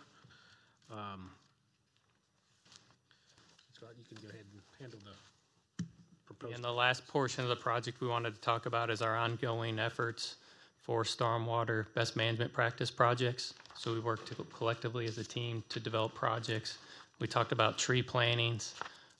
We want to move in the direction of cost-effective, efficient projects, stream restorations, the street sweeper, all gives us a lot of bang for our buck when it comes to water quality credits that we'll receive. So moving forward, we are tracking that actively, finding sites that we can accomplish our goals moving forward. A lot of it deals with county-owned property, Board of Education properties to leverage some of those properties, and then other private lands depending on moving forward with some of these projects, tree planting, stream restorations that give those opportunities to do so. So that's our progress in a nutshell. So you'll probably be hearing from staff again periodically throughout the next few months to several years as we try to meet our goals, and we'll come for project approval and whatnot. So. Okay, anyone else have anything to add or mention? Commissioners, questions, comments? Okay, thank you for the update. Appreciate it. Good luck. Compare and contrast this, Commissioners, on Interstates 81 and Interstate 70. You can see some State Highway Administration work on stormwater. This we feel is a more forward approach, which will clean our streets, clean our streams, and more actively present a clean county, as the moniker goes. So we think the return on investment here is very large compared to what some other organizations are doing, and look forward to it being a model program for others.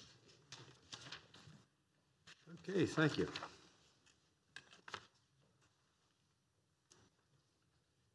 Okay, next would be the FY 2019 Commissioner Goals. Ms. Greaves. Good morning again. Good morning. Okay. Yes. First item, to approve the goals outlined in the ARF for inclusion in our annual operating and capital budget book. The commissioners are probably familiar with this book I have here. It's done annually, and it's about 300 pages. It includes information regarding our operating and capital budgets. And each year since 2005, we have received an award from GFOA for that book. Each department is represented within this document and required to have goals. So the goals for the FY19 budget book for the Department of the County Commissioners are as follows. Endeavor to improve Washington County in public safety, infrastructure, education, economic development, and human services. Maintain the utmost efficiency in services provided by a willing and capable staff. Encourage an open and transparent transition to the newly elected board. Lead the county in collaborative partnerships, both underway and to be developed, with public and private partners. Fulfill commitments made to the UIP and specifically to the Maryland Theater in essential forward funding. Lead reinvestment in Cascade Town Center, the former Fort Ritchie, and the Community Center. And last but not least, foster economic growth and vitality through only the most prudent and secure use of taxpayer dollars. And today I'm asking for the commissioners to approve these goals that are outlined to be included in our annual budget book. Okay, Commissioners, any comments, questions, thoughts? Motion? Motion to approve. Need a second? Second. Motion and second. Any further discussion? All those in favor signify by saying aye. Aye. Opposed? 5-0. Thank you. Okay, it's still good morning. Still good morning. Review of yeah, accounts, just a Ms. minute. Greaves. I was hoping I could say good afternoon, but I can't yet. You were close. So I have prepared a presentation for you today, but it seems like we're having some technical difficulties this morning. So it's not, oh, there it is. So maybe they're doing it in the back for me. Okay. Over the past month, the commissioners have requested the history of certain funds and/or accounts, and I'm here today to present the information to you. Please feel free to ask any questions as we move through the presentation.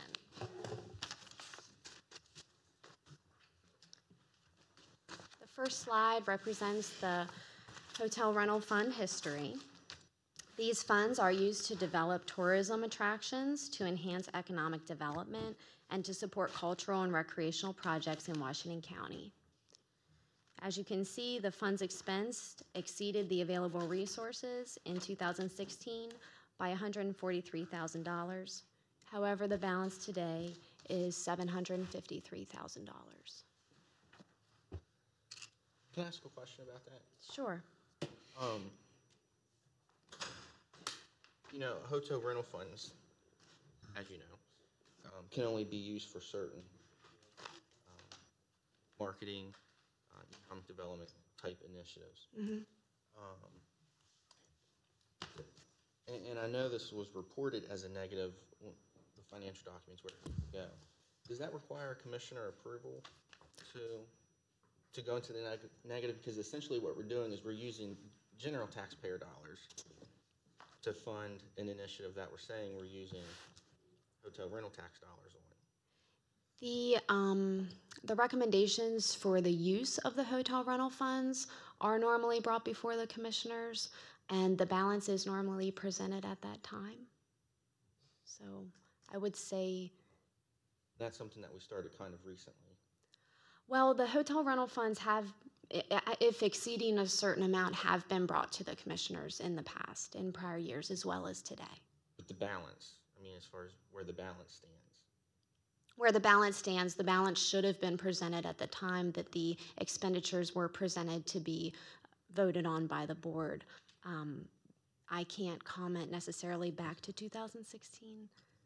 But I believe what Commissioner Kiefer's saying is because we had to basically borrow money from the general fund to fund, that was an extra step.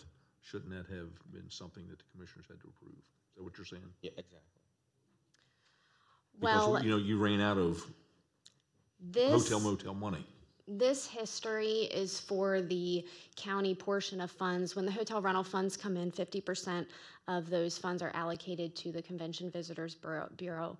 And then the other remainder is allocated between the municipalities and the county. So it may not have been the case that the county ran out of cash resources because there may have been a fund balance that they could have drawn from. I don't have that information to present to you today. I can't say for sure today that there was a borrowing of resources because it would depend on what the fund balance was. This graph represents the county's portion of allocated dollars.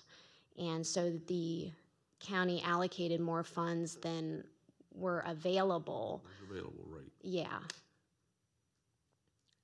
And what I believe Commissioner Kiefer's saying is, and it's okay, I mean, we're past it, but in the future, would this type of deficit be something that we should be aware of? I do think with the administration and the Board of County Commissioners that we have today, this would definitely be brought to your attention. For information. We intend to be in a practice of presenting to you the balance each time a request comes forward. Yeah, for information, how do we collect the hotel tax? Is it monthly, quarterly, yearly? How do those funds come in? We collect it monthly. And those who don't pay it monthly, what do we do? Are there any, I guess I should say?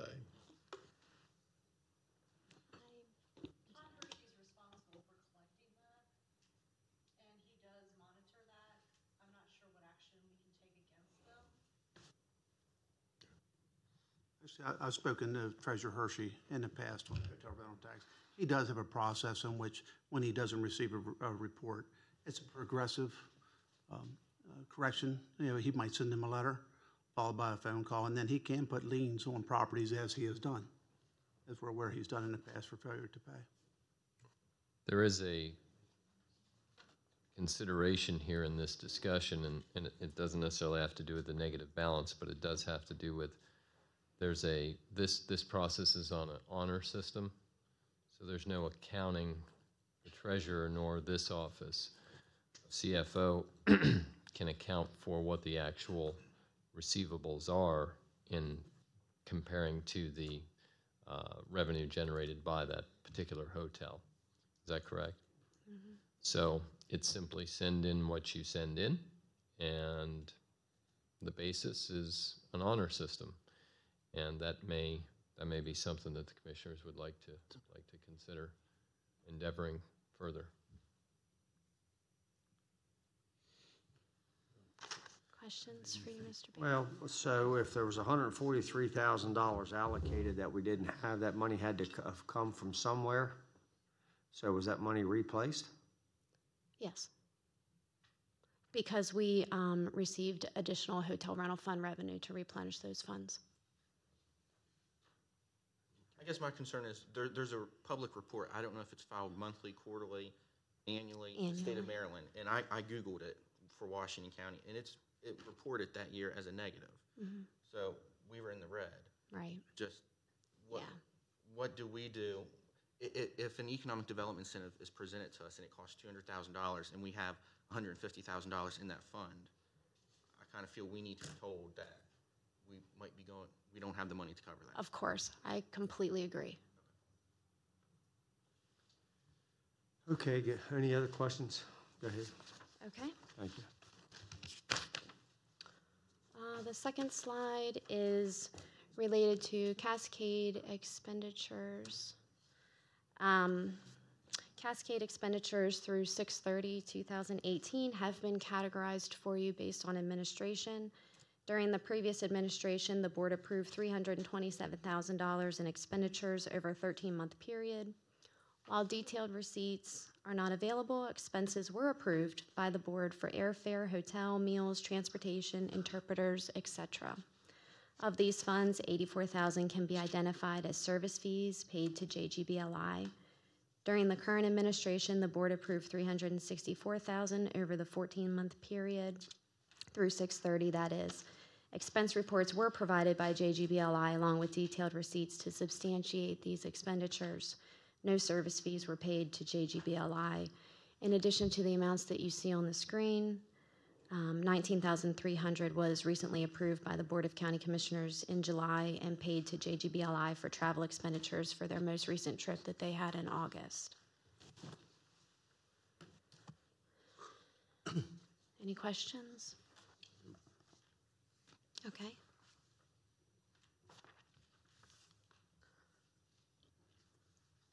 The end is near for the fund balance. The end is near, yes. If you move forward, you can see the fund balance history for Cascade.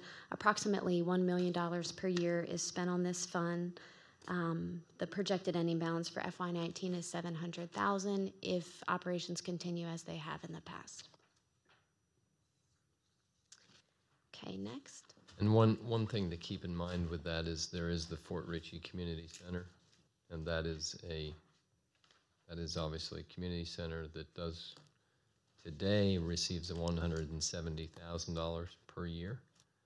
This is the last year. This is the last fiscal year in which that 170 was planned.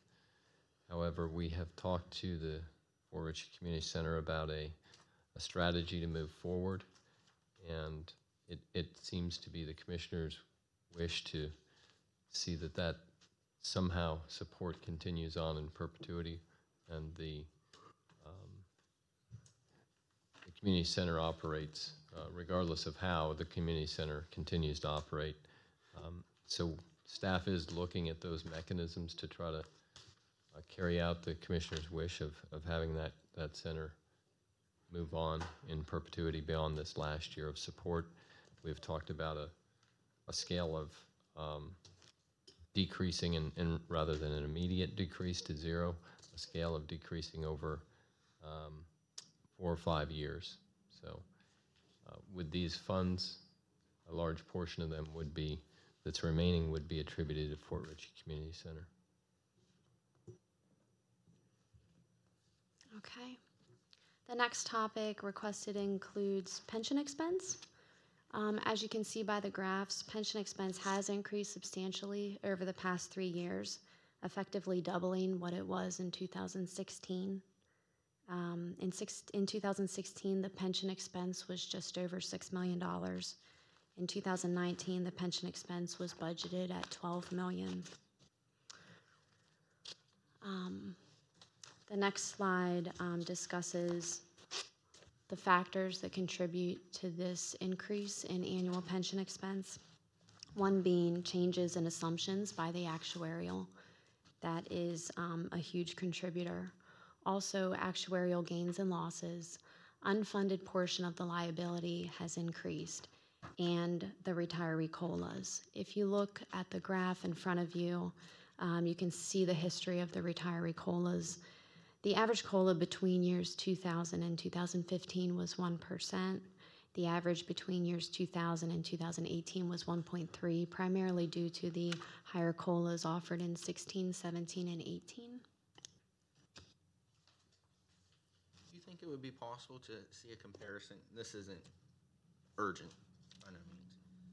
Maybe what our other counties do in Maryland for a COLA, the retirees, and maybe what the Board of Ed has done in the past year? Sure. We're also looking, Commissioner, to establish a methodology by which COLAs are implemented so that the CFO, Budget and Finance, can plan with the commissioners and leadership moving forward into future budgets, not just this year, but future operation budgets.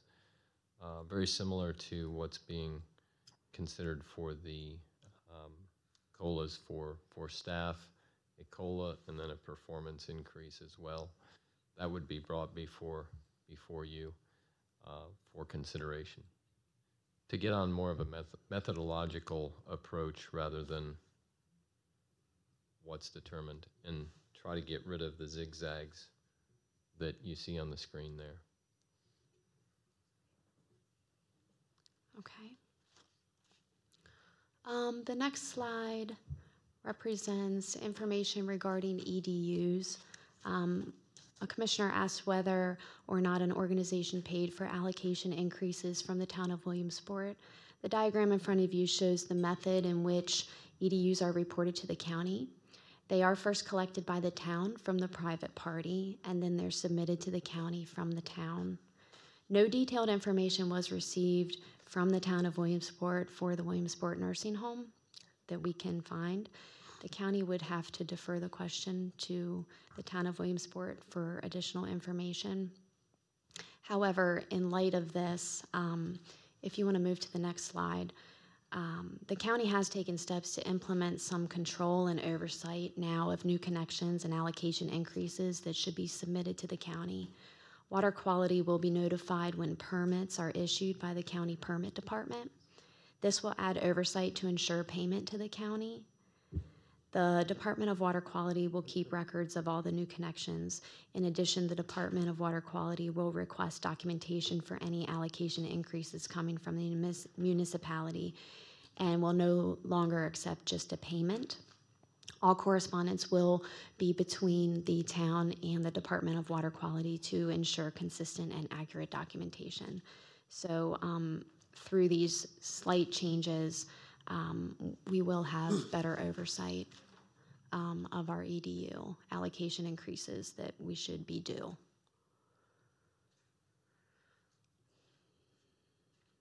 Questions? Okay. But to answer the question that was raised by Commissioner regarding Williamsport payment, has any record been found? Not related to that one nursing home, no.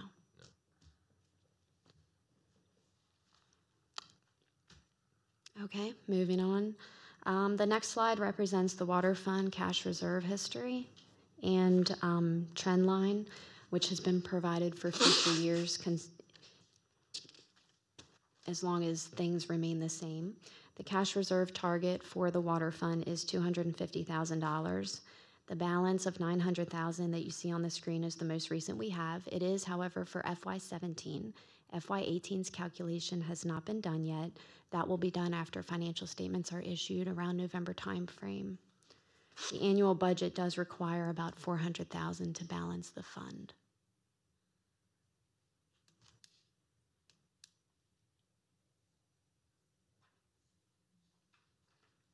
Okay. Next. The sewer fund is next. This looks very similar to water in some ways. The 25% reserve, though, is around $2 million. The FY17 balance was $665,000, and the annual budget depends on about $2.7 million per year to balance.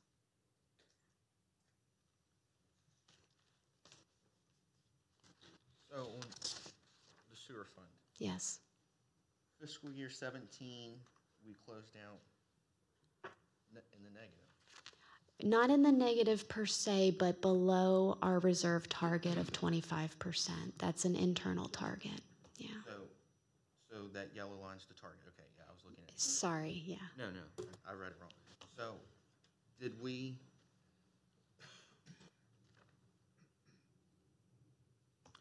I'll ask you my question later. Okay. The next slide is represents solid waste, which you have seen previously during budget discussions. The reserve target is around $960,000. The FY17 balance was $972,000, and the annual budget does depend on approximately $350,000 per year to balance. So you can see the trend line provided there as well for you. The next slide represents the general fund support for enterprise funds.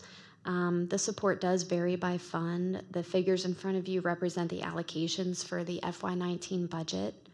Solid waste receiving the highest appropriation of $962,000. And if you recall, this was due to the one-time increase in debt service that fund was experiencing. That amount should reduce to normal levels, which are around $450,000 a year in the next budget cycle. Transit receives an appropriation of about $480,000, which is largely to provide a match for grant funding. They receive approximately $1.3 million in grant funds each year, and a match has to be provided for that. The golf course and airport, largely operational support, and then the water quality funds do receive around $200,000 a year, which provides for watershed and stormwater services. Justification for this transfer is that these duties could be provided within the general fund. They're not really supported by user fees, so that's the justification for the general fund appropriating dollars to those funds. Okay, next slide. Information was also reviewed regarding retirement. Individuals eligible for retirement include those whose previous employer participated in the Maryland State Retirement Plan. They are allowed to roll into the county's plan their years of service. From 2010 and forward. Do they have to make a contribution? Yes. So they have to roll their state, retirement okay. into it. Mm-hmm. Yes. So as long as they do both of those things. Yeah. From 2010 and forward, county elected officials were reviewed along with senior level staff positions, and appropriate documentation was found in all cases to substantiate retirement calculations. And the next slide. So calculations were reviewed for positions, like I just said, above a deputy director level position. The salaries that were used were reviewed, and the length of service was reviewed. Also, for the years of service, if years of service were purchased, they were found to be in line with policy, and any exemptions were approved by the Board of County Commissioners.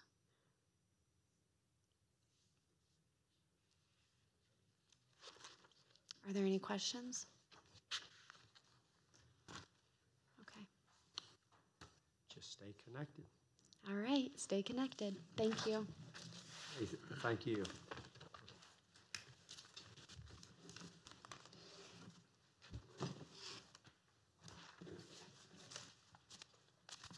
Okay, I think I've covered everything on the agenda.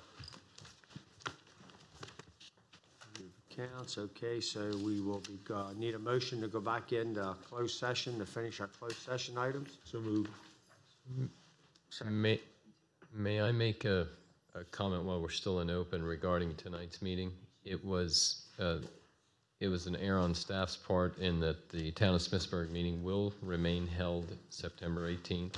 Tonight's session, that the commissioners have been invited to a work session, which will be led by the Town of Smithsburg staff, and appropriate technical experts will